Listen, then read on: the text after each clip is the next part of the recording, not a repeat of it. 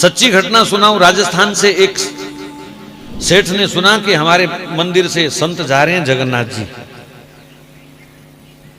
तो सेठ जी ने सस्ते समय पे 100 रुपया दिया उसको, ए जगन्नाथ जी को चढ़ा देना मेरा 100 रुपया। 100 रुपया बहुत होता था तब।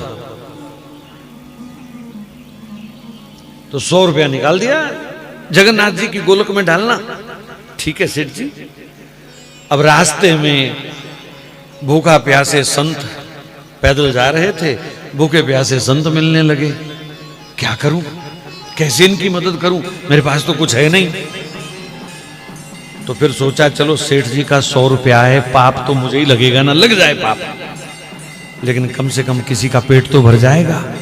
मुझे जो दोष लगेगा नरक मिलेगा देखी जाएगी, पर किसी की भूख प्यास मुझसे नहीं देखी जा रही। तो जो कोई रास्ते में भूखा प्यासा मिलता, बाजार से 2 रोटी खरीद करके उनको खिला देता, किसी को पानी पिला देता, किसी को शरबत पिला देता। जगन्नाथ पहुंचते पहुंचते 2 रुपए बचे उस 100 में से। और जगन्नाथ जी के आगे हाथ जोड़ करके वो खड़ा हुआ और रो करके कहा, प्रभु बेईमानी की है मैंने, सेठ जी ने 100 दिया था, मैं 2 ही ला पाया, बाकी मैंने खर्च दिए और 2 रुपए चढ़ा दिए। वापिस आए, प्रसाद दिया सेठ को, वो मेरा 100 रुपया चढ़ा दिया? बोले हाँ चढ़ा दिया। बड़ा खुश हुआ, जगन्नाथ जी को बड़ा याद किया, मैं तो नहीं आ पाया पर आप कितने दयालु हैं, मेरा 100 रुपया आपने स्वीकार कर लिया। अब बड़े लोगों को आदत होती है ना बार बार 100 रुपया बोलने की। मेरा 100 रुपया आपने स्वीकार कर लिया। ऐसे वो जगन्नाथ जी का धन्यवाद करते करते सो गया। तो जगन्नाथ जी स्वप्न में आ गए। स्वप्न में आ गए तो सेठ ने फिर ठाकुर जी के मुंह से सुनना चाहा, ओ महाराज आपको 100 रुपया भेजा था, मिल गया?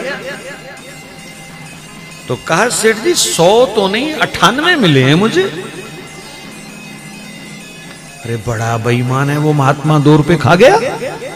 मेरे को तो कह रहा था मैं 100 रुपया चढ़ाया। ये बेवकूफ आदमी, बेईमान आदमी, संत वेश में भी धोखा करता है। ठहर जाए, इसकी खबर लूंगा सुबह। सुबह उठते ही उसने नौकर भेजा और महात्मा को बुला लिया। ए बेईमान कहीं के, तेरे को 100 रुपया दिया था, शर्म नहीं आई तुझे? 2 रुपए बेईमानी कर गया तू। मुझे स्वयं जगन्नाथ जी ने बताया कि तूने 98 रुपए चढ़ाए हैं, कहां हैं 2 रुपए? महाराज जब सेठ के मुंह से ये बात सुनी तो वो संत तो रोने लग गए। हे जगन्नाथ प्रभु, आज पता चला कि तुम क्या स्वीकार करते हो। जो 98 रुपए मैंने भूखे लोगों को खिलाए आपने वो स्वीकार किए, और डायरेक्ट नगद जो मैंने 2 आपको चढ़ाए वो आपने स्वीकार नहीं किए। आज कौन चलेगा इस पद्धति पर? मैंने वृंदावन के बड़े बड़े मंदिरों में देखा। हमारे एक दिन मैं गया बिहारी जी के, एक सेठ अपने थैले से गड्डियां निकाल निकाल के डाल रहा था। मैंने कहा बहुत अच्छा, ठाकुर जी ने दिया, इसका पैसा कहीं भी चढ़ाए।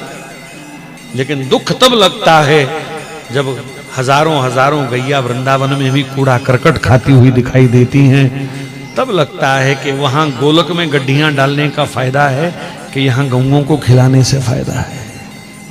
कौन सा बढ़िया पुण्य है, कौन सा बढ़िया दान है?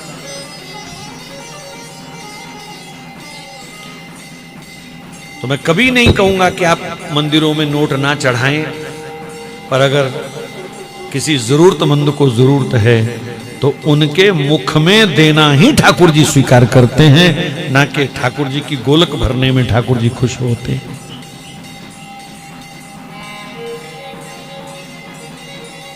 और वर्तमान समय में जरूरत है, जितने भी सरकारी नियंत्रण के मंदिर हैं जिनका चढ़ावा सरकार खाती है, वहां फुट्टी कौड़ी मत चढ़ाया करो हिंदू, आपको कसम देगी।